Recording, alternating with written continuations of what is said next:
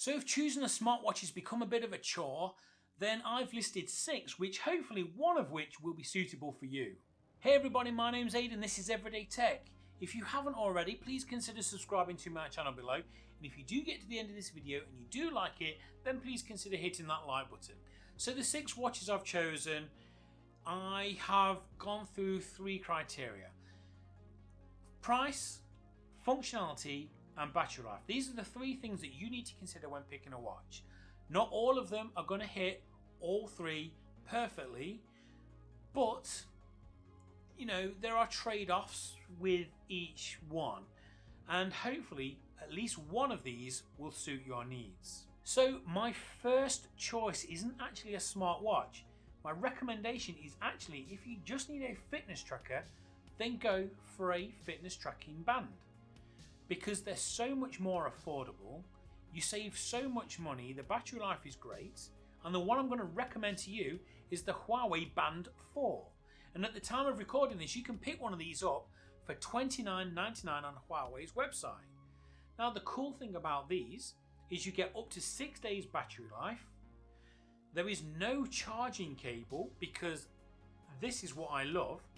You just detach one of the bands and you can plug the fitness tracker straight into a USB charging port and it'll charge straight away from there. It has a lovely AMOLED display which still takes notifications and messages. There's a massive choice of fitness tracking options on there, and the cool thing is the latest thing of the moment is monitoring your blood oxygen level, the SpO2. This also does it. So for $29.99 you can't really go wrong. Moving on to my second choice. My second choice would be the Apple Watch SE, but only if you're an Apple user, because it will only work with an Apple iPhone. Now, the reason I chose the SE over, let's say, the Series 6 is because you get 90% of the functionality at a lot lower price. For example, you can Google it, just put iPhone SE versus Series 6 and it will, give you a whole list of things. I might put a screenshot up here as well. And to be honest, the only things you get differently are there's an always on display on the Series 6. You don't get that on the SE. And on the Series 6 you get the EKG app and the blood oxygen level sensor. Again, you don't get those with the SE, but you're still getting everything else. You can still get all the fitness tracking options. You can get the Apple Pay. You can get pretty much everything else. They both have 18-hour life battery, so you are going to have to charge it each night, which is a bit of a trade-off. But the benefit is that watch will work seamlessly in the Apple ecosystem. But if £270 for the SE is still a bit pricey, then hopefully some of my other choices will still work for you, because they still work with iOS. So my next choice is the Huawei GT2. Now at the point of filming this, it was £119 and you got a Huawei Band 4 chucked in for free. That's a great deal, and the cool thing is, and the biggest selling point for me, is that it comes with up to 14 days battery life. Now, it is limited in its functionality, but if you want to still receive notifications, it will do that. You just can't reply on your phone. And the cool thing is, it still does have a wireless thimble charger. So my next choice is actually the GT2 Pro. And at the time of filming, that was actually £229, but you did get a pair of true wireless noise cancelling earbuds, the 3i, which again is a really nice feature. But the benefit over the GT2 Pro over the GT2 normal watch, there's a few subtle differences. One being the GT2 Pro is finished in titanium and feels a lot more premium. It also has an inbuilt speaker, so you can listen to music and take calls. Also, it has 4 GB of internal memory, so you can actually put music onto your watch if you want to leave your phone at home. It still rocks the 2-week battery life, which I still think is one of the biggest selling points of this.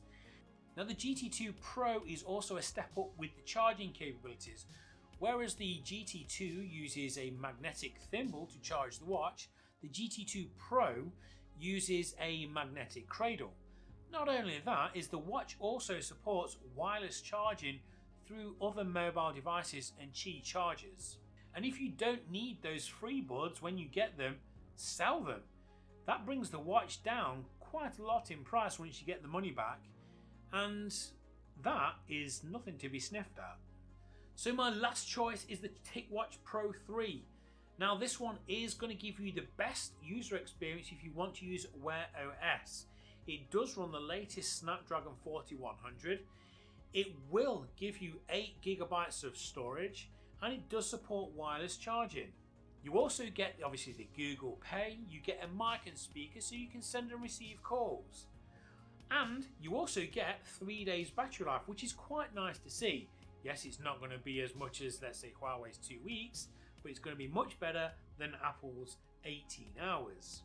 But of all of these watches, which one should you buy? I've picked one for myself, but which one should you get? My choice would be the Huawei Watch 2 for you, mainly because of the functionality, the battery life and the price. For £119, brilliant. 2-week battery life, brilliant. Now, I can still receive notifications, I just can't make calls, but how often do you need to make calls with a watch? I mean, I'm not going to be doing that in public, walking around like that. I'll look like an idiot. For the price, to functionality, to battery life, it's hard to beat. But the one I have chosen for myself is the GT2 Pro.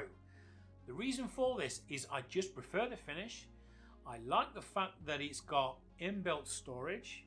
I like the fact that it's got a speaker. And I really like the fact that it supports proper wireless charging. But it goes one further. If you are a student beans or uni days, you can get at the moment 15% off wearables at Huawei, which I managed to get through a friend. So that watch actually cost me £194. Now, I actually don't need the wireless earbuds, and I plan to sell those on eBay for around £50.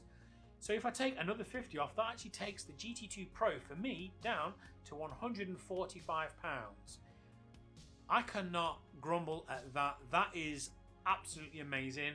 So just remember, look for deals, look for discounts. If you know a student, ask them if they can get you a discount, because with some of these watches it makes a big difference. So guys, if you found this useful, then please hit that like button. If you've really enjoyed it, then subscribe to my channel. If you didn't enjoy it, then double tap that dislike button. And guys, I'll see you next time.